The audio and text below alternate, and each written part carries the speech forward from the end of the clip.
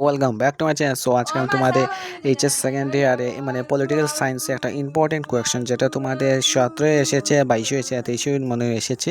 So এই কোয়েকশনটা long question, তোমার 6 মার্কে আসা খুবই সম্ভব না। সো দেখে নাও তোমরা, এটা আন্তর্জাতিক সংস্থাসমূহের পার্ট থেকে আমি নিয়েছি, দেখে নাও। সো কোয়েকশনটা হলো, রাষ্ট্রসংঘের পুনর্গঠন ও ভবিষ্যৎ সম্পর্কে সংক্ষেপে লেখো। মানে অথবা রাষ্ট্রসংঘের সংস্কারের প্রয়োজনীয়তা সম্পর্কে তোমরা সংক্ষেপে আলোচনা করো। সো দেখো, 1945 সালে রাষ্ট্রসংঘের প্রতিষ্ঠা হয়। সবাই জানে রাষ্ট্রসংঘের প্রতিষ্ঠা হয়েছিল 1945 সালে। তোমরা যদি পাঠ পড়ে থাকো তাহলে তোমরা জানতে পারবে। আর এই সংস্থানের মূল উদ্দেশ্য ছিল মানে যুদ্ধ প্রতিহত করা, মানে বিশ্বে শান্তি স্থাপন করা। তোমরা যারা ফুল চ্যাপ্টারটি পড়েছো, নাহলে আদার কোয়েকশন পড়েছো, তাহলে এটাও তোমরা জানো। এই সংস্থাটির প্রধান উদ্দেশ্য হলো বিশ্বে শান্তি স্থাপন করা। আর এই রাষ্ট্রসংঘের এই 70 বছরের ইতিহাসে কার্যকাল পর্যালোচনা করলে দেখা যায় যে বিশ্ব শান্তি বহুবার বিঘ্নিত হয়েছে, আর যতবার ক্ষমতার প্রধানত দায়ী হয় অবশ্য নিয়ত বিশ্বের পরিবর্তনশীল বাতাবরণের প্রয়োজনে কাজ করে যেতে হলে রাষ্ট্রসংঘের সংস্কার ও বিকাশের জন্য রাষ্ট্রসংঘের পুনর্গঠন প্রয়োজন।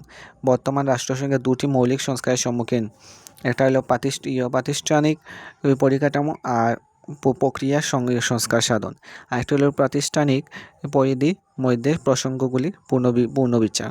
সো এরপর নেক্সট হলো 1992 সালে রাষ্ট্রসংঘের সাধারণ সভা প্রধানত 3টি বিষয়ে অভিযোগ উত্থাপন হয়। বিষয়গুলো হলো, মানে রাষ্ট্রসংঘের পরিষদ সমসাময়িক রাজনৈতিক বাস্তবতার চিত্র প্রতিফলিত করছে না, আর এর সিদ্ধান্তগুলি পশ্চিমী স্বার্থকে প্রতিফলিত করে, আর কতিপয় বৃহৎ শক্তির আধিপত্য পরিলক্ষিত হয়। এরপর হলো রাষ্ট্রসংঘের তোমরা পুনর্গঠনের দাবির পরিপ্রেক্ষিতে মহাসচিব কোফি আনান 1997 সালে 1 জানুয়ারি রাষ্ট্রসংঘের সংস্কারকল্পে একটি তদন্তের সূচনা হয়, আর চিরস্থায়ী সদস্য নির্বাচনের বিষয়ে নিম্নোক্ত প্রস্তাব দেওয়া হয়। সেই প্রস্তাবগুলি হলো, একটা হলো প্রধান অর্থনৈতিক শক্তি হতে হবে, একটি প্রধান অর্থনৈতিক শক্তি হতে হবে, আর প্রধান সামরিক শক্তি হতে হবে।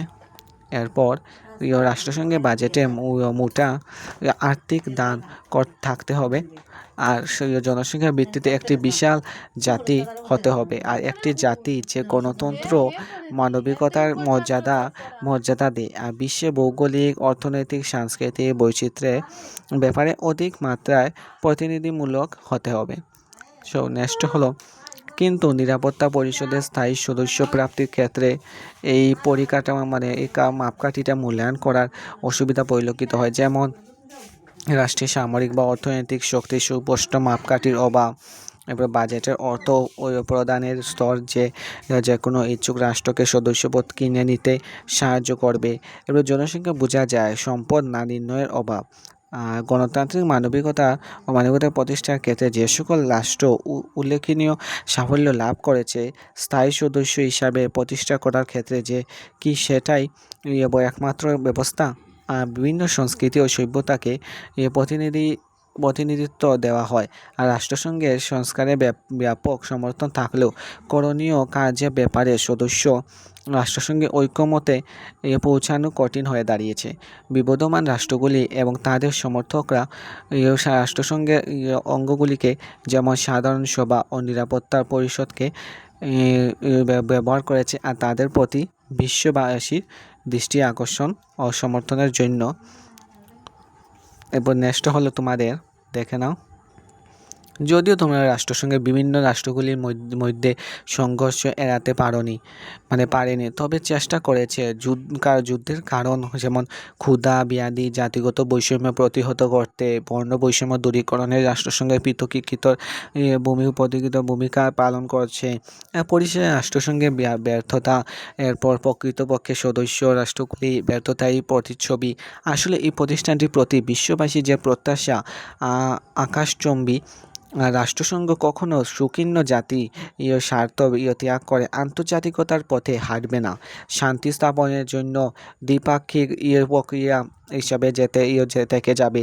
রাষ্ট্রসংঘ একটি অসম্পূর্ণ সংগঠন হলেও এর অনুপস্থিতিতে পৃথিবীর পরিস্থিতি আরও অবনতি ঘটবে। প্রযুক্তি আশ্বাস দিচ্ছে, বিশ্ববাসীর পরিস্থিতির নির্ভরশীলতা বৃদ্ধির কারণে রাষ্ট্রসংঘ গুরুত্ব ক্রমশই বৃদ্ধি পাবে। সো এখানেই আমার ভিডিও শেষ। So by.